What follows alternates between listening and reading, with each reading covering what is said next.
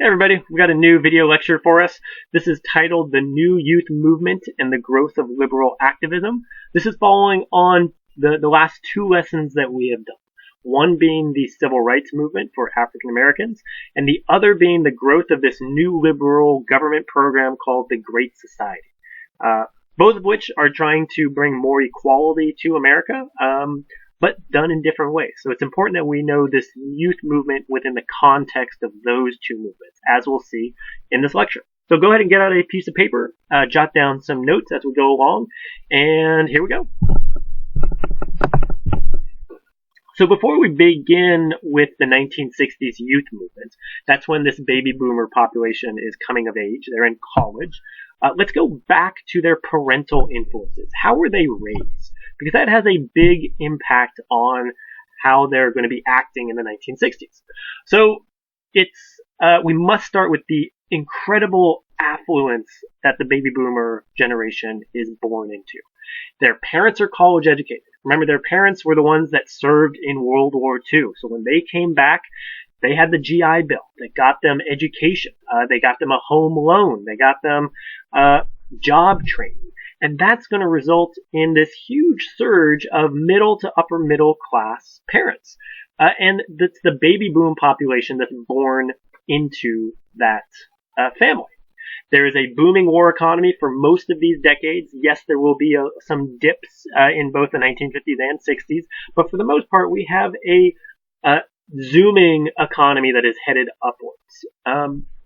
And this is also spawning a new consumer culture. One, because we have this growth of new technology that's making things more affordable and mass producing of things. But also we have this huge surge in population that's buying them, specifically the baby boom population. Just like we learned back in the 1950s, during the early 50s, it was a surge in baby strollers, and then all of a sudden it's action figures, and then it's colleges and universities, whatever this generation is consuming. But also they're growing up in a clean, safe kind of environment, even if it's kind of sanitized in some views. This is a very child-focused environment where the family is central. And that's going to have a big effect on this generation. So now let's take a look at, once they get to the 1960s, they're graduating from high school, they're getting into college. What is the overall ideological kind of belief system that they're growing up in? Well, first off, it's a faith in liberalism. And again, liberalism, just in a nutshell, is this belief that the government is able to fix societal problems. And their parents were one of the first generations to have that view, specifically with the New Deal during the Great Depression.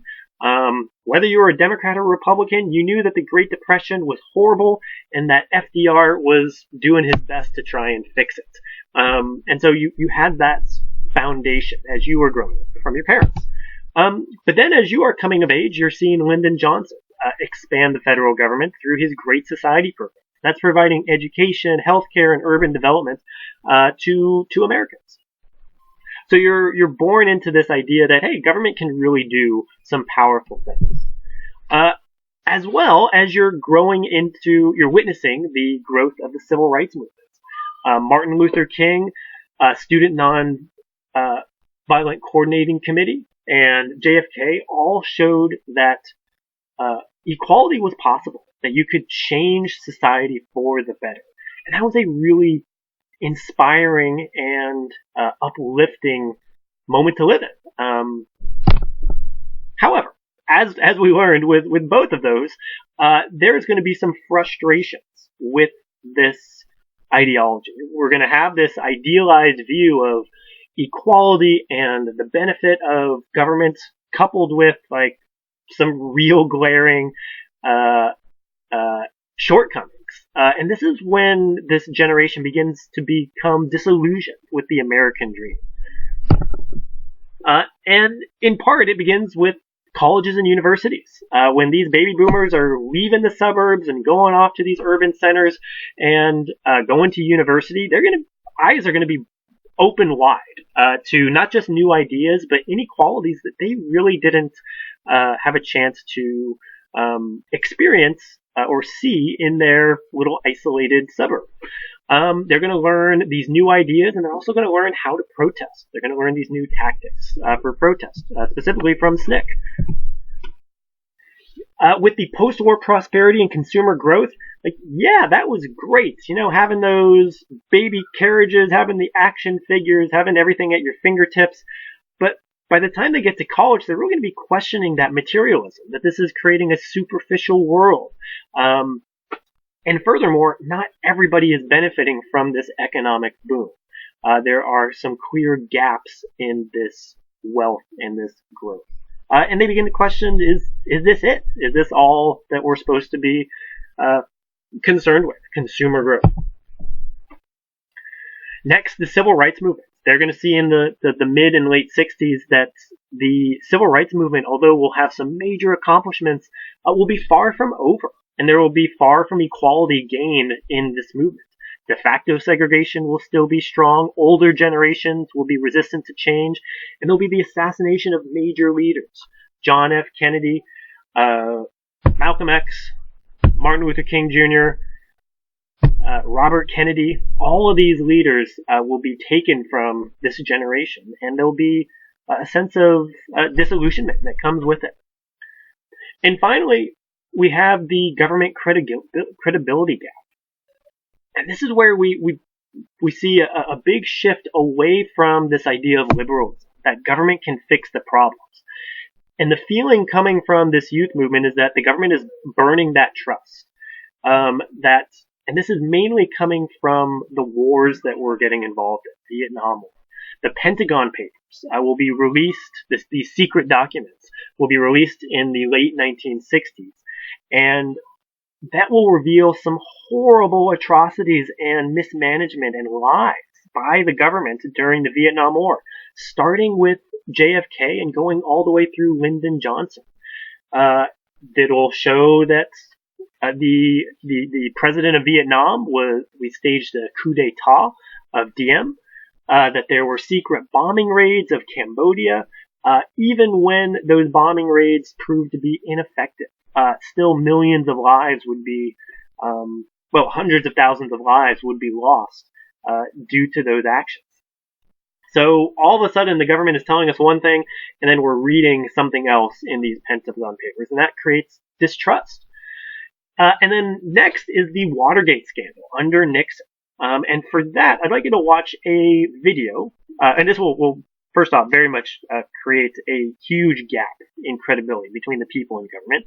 But I'd like you to watch a video on the details of this. Now, you may find the details super interesting, and it's fascinating the roller coaster ride of this scandal, one of the biggest of the 20th century. But the thing that I'd like you to concentrate on is, what was Nixon accused of? How was this information revealed to the American public? And how did this impact the credibility gap between government and the American people? So go ahead and watch this short video that is linked in the assignment, and then we'll finish up with the last slide.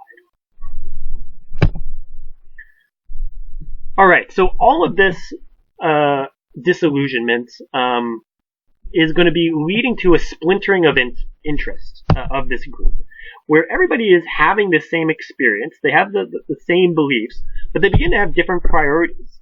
So we see the growth of a new civil rights movement, not just from African Americans, but from Latinos and farm workers, the gay pride movement or the gay liberation movement, feminism, Native Americans, all are going to be looking and wanting to expand their civil rights and learning from what the civil rights movement did for African Americans. We're going to see a counterculture movement, which will be rejecting the status quo and consumerism of American society. Their mantra will be tune in, turn on, and drop out. So they'll be rejecting the norms of society. And then the anti-war movement. And this is, again, based on specifically the Vietnam War, but also the corruption in government that surrounds it. And these are the topics. These are the protest movements that you will be researching for our project this week. So stay tuned for the instructions next on the assignment, and I'll give you the lowdown on that. Thanks for watching, guys.